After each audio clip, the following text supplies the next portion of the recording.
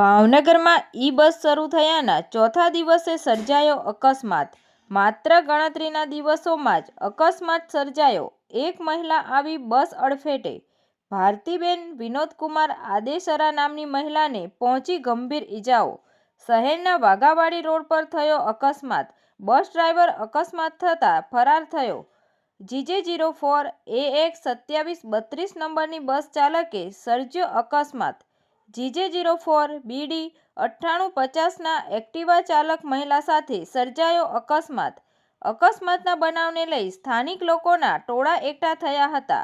અકસ્માતમાં ઈજા પામનાર મહિલાને સારવાર અર્થે ખાનગી હોસ્પિટલમાં ખસેડવામાં આવી। અકસ્માતની ઘટનાને લઈ પોલીસ પહોંચી ઘટના સ્થળે। પોલીસ દ્વારા હાલ અકસ્માતને લઈ આગળની કાર્યવાહી હાથ ધરી હતી। તંત્રી મહેબૂબ રફાઈ સાથે રિપોર્ટર અયુબ રાઠોડ, તપસ્વી ગુજરાત ન્યૂઝ, ભાવનગર।